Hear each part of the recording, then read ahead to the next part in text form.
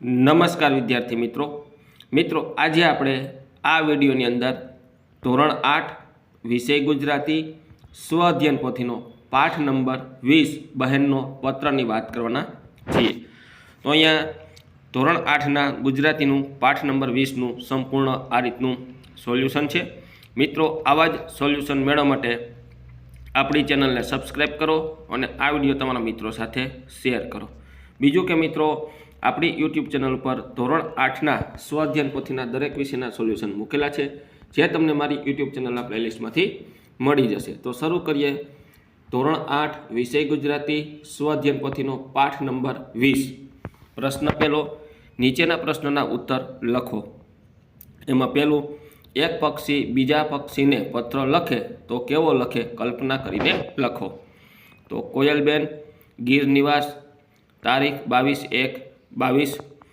પ્રિય સખી ચકલી,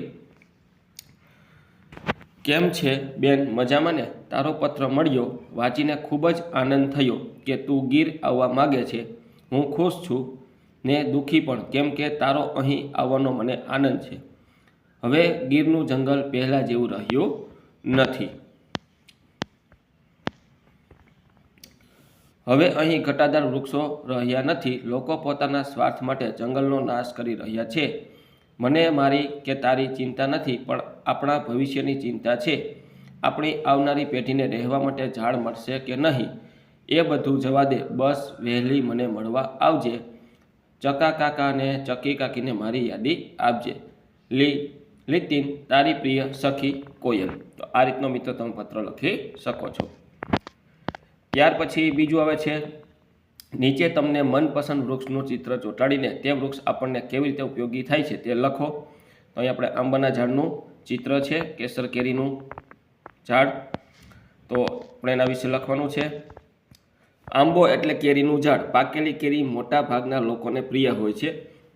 કાચી કેરીમાંથી લોકો અથાણું બનાવે છે। આંબામાં જ્યારે મોર આવે તો તેની સુગંધ વાતાવરણમાં ફેલાઈ જાય છે અને કેરી પાકતા આંબાના ઝાડ પર કોયલના મીઠા ટવકા કરે છે। ત્યાર પછી ત્રીજું આવે છે, આ પત્રમાંથી માતૃભાષાનો મહિમા વ્યક્ત કરતા 5 વાક્ય લખો। આપણને જે વિચારો માતૃભાષામાં જ આવે છે, આપણને સપનાઓ પણ માતૃભાષામાં જ આવે છે। માતૃભાષા હૈયે છે ને તરત જ હોઠે આવે છે। હાથ કરતાં પણ વધુ હાથ વગી માતૃભાષા છે। માતૃભાષામાં શિક્ષણ મેળવવાથી કલ્પના શક્તિ, તર્ક શક્તિ ખીલે છે। ડાબેથી જમણે વાંચો એક જ અર્થ થતો હોય એવો દળ લખો। લીમડી ગામે ગાડી મળી, તો જમણી બાજુથી વાંચો તો પણ એ જ થાય, ડાબી બાજુથી એ જ થાય। જારે બાવા બારે જા, નવજીવન, મલયાલમ, ગરમા નાના મહારાજ, સીમા મારી રીમા માસી, નમન। તો આ રીતના શબ્દ થશે। ત્યાર પછી તમને SMS કે વોટ્સઅપ કે પત્ર લેખન પૈકી શું ગમે છે, શા માટે? મને પત્ર લેખન ગમે છે કેમ કે ફોનની ભાષા ભાવ વગરની અને લાગણી વગરની બનાવટી જેવી છે, જ્યારે પત્ર લેખન એ સ્વ હસ્તાક્ષરે લખાયેલી હોવાથી ભાવ અને લાગણી સમજી શકાય છે, તેમજ પત્રને વારંવાર વાંચી અને સાચવી શકાય છે।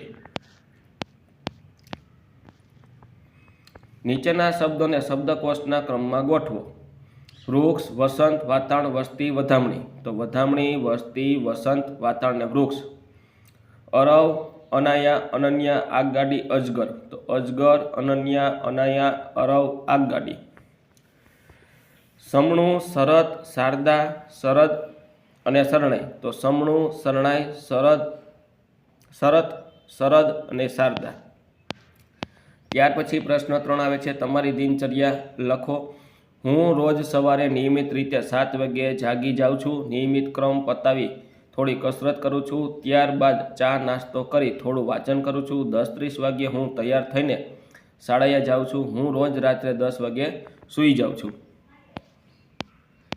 ત્યાર પછી બહેનનો પત્ર જેવા અન્ય પત્ર તમે તમારા બાપુજીને લખો। માંગરોળિયા હિતેશ, મોટા કુટવાડા, તાલુકો મહુવા, જિલ્લો ભાવનગર, પિન નંબર 356200। પૂજ્ય બાપુજી, સાદર પરાણ। તમારો પત્ર મળ્યો, તમે મને નવી ગાડી લાવ્યા એ જાણીને મને આનંદ થયો. પિતાજી, તમે મને વારંવાર ખોટું ન બોલવાની સલાહ આપો છો. હવે હું ક્યારેય ખોટું બોલતો નથી.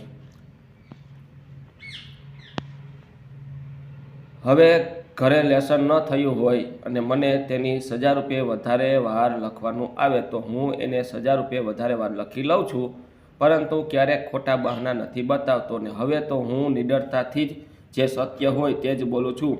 મારું આવું વલણ જોઈને શિક્ષકે મને શાબાશી આપી. મારા મમ્મી અને મોટા ભાઈને પ્રણામ. લીતિન, આપનો આજ્ઞાકારી પુત્ર હિતેશ. ત્યાર પછી તમે લખેલા પત્રમાં તમને સૌથી વધુ આનંદદાયક કઈ ઘટના ગમી, શા માટે? મારી સત્ય બોલવાની ટેવ અને મને આનંદદાયક લાગી, કેમ કે સત્ય બોલવાની ક્યારેક સજા તો મળે પણ એ સજા ભોગવવામાં પણ મને અનેરો આનંદ મળે. આપણે એકવાર ખોટું બોલીએ તો પછી એને છુપાવવા માટે વારંવાર ખોટું બોલવું પડે છે. એના કરતાં સત્ય બોલવાથી આપણામાં પ્રમાણિકતા, નિડરતા જેવા ગુણોનો વિકાસ થાય છે. પ્રશ્ન 6. નીચેના સાઇન બોર્ડનો ધ્યાનપૂર્વક અભ્યાસ કરી જવાબ લખો.